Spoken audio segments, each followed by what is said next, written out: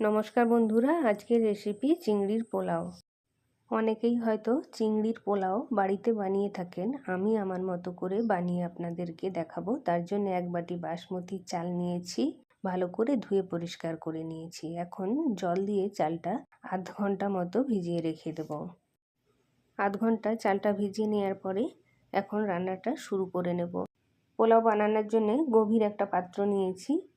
এখন পাত্রটা গরম হয়ে গেলে এর মধ্যে 4 চামচ সাদা তেল দিয়ে চিংড়ি মাছগুলো লাল লাল করে ভেজে নেব। মাছটা ভেজে নেওয়ার পরে এটাকে তুলে নেব। আর এখানে আমি 200 গ্রাম মাছ নিয়েছি। আপনারা চালের পরিমাণ বা মাছের পরিমাণ আপনাদের প্রয়োজন মতো রাখতে পারেন। আবারও ফ্রাইং প্যানটা পরিষ্কার করে নিয়ে এর মধ্যে দিয়ে দেবো 4 চামচ সাদা তেল। তেলটা গরম হয়ে গেলে এর মধ্যে একটা বড় সাইজের আলুকে টুকরো করে কেটে রেখেছিলাম, সেটা দিয়ে লাল লাল করে ভেজে নেব। আলুগুলো ভাজা হয়ে গেলে ফ্রাইং প্যান থেকে তুলে রাখবো। আর ফ্রাইং প্যানে দিয়ে দেব 2 চামচ ঘি। ঘি গরম হয়ে গেলে 2টো শুকনো লঙ্কা, 2টো তেজপাতা আর গোটা গরম মশলা দিয়ে দেব। গোটা গরম মশলাগুলো ভালো করে নেড়ে চেড়ে ভেজে নেব। গরম মশলা থেকে ভাজা গন্ধ বেরিয়ে এলে এর মধ্যে দিয়ে দিতে হবে পেঁয়াজ কুচি। এখানে আমি 3টে পেঁয়াজ কুচি দিয়েছি। আপনারা চাইলে কম বা বেশি পেঁয়াজ কুচি আপনাদের পছন্দ অনুযায়ী দিতে পারেন। এখন পেঁয়াজটা ভালো করে ভেজে নেব। যতক্ষণ না পেঁয়াজের কাঁচা ভাবটা চলে যাচ্ছে ততক্ষণ। পেঁয়াজটা কিন্তু খুব বেশি লাল করে ভাজবো না।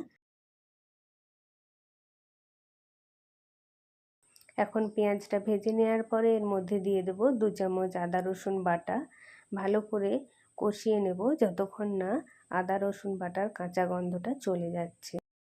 আদা রসুনটা ভালো করে কষিয়ে নেওয়ার পরে এখন এর মধ্যে দিয়ে দেবো একটা টমেটো বাটা। টমেটো বাটাটা দিয়ে ভালো করে নেড়ে চেড়ে কষিয়ে নেব। টমেটো বাটাটা কষানো হয়ে গেলে এরপর এর মধ্যে দিয়ে দেব 1/2 চামচ হলুদ গুঁড়ো, 1/2 চামচ লঙ্কার গুঁড়ো, 1/2 চামচ ধনে গুঁড়ো আর 1/2 চামচ জিরে গুঁড়ো। এখন মশলাটা ভালো করে কষিয়ে নেব। ভালো করে তেল ছেড়ে যাওয়া অবধি মশলাটা কষিয়ে নিতে হবে। এখন এর মধ্যে দিয়ে দেব জল। জল আমি যেই বাটির মাপে চাল নিয়েছিলাম সেই বাটির মাপেই জল দিয়েছি। এখানে 2 বাটির একটু বেশি জল দিয়েছি। আর ভেজানো চালটা জলের মধ্যে দিয়ে দিয়েছি। আর দিয়ে দেবো পরিমাণ মতো নুন আর একটু চিনি।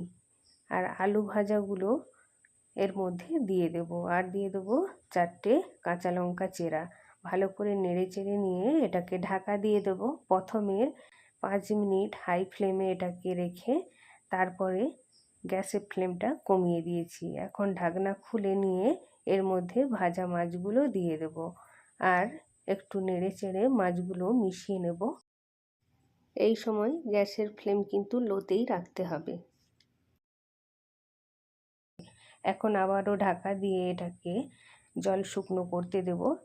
এখন দেখে নেব জলটা শুকনো হয়ে গেছে কিনা আর চালটাও সেদ্ধ হয়ে গেছে। মাপে মাপে জল দিলে এভাবে কোনো রকম জলও থাকবে না আর চালটাও ভালোভাবে সেদ্ধ হয়ে যাবে।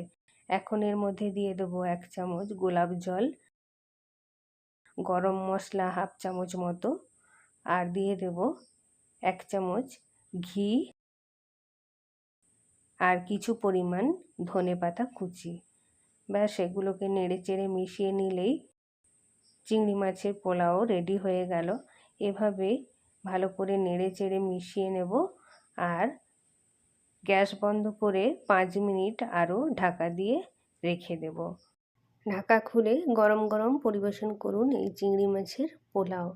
আর রেসিপি ভালো লাগলে চ্যানেলকে সাবস্ক্রাইব করতে ভুলবেন না।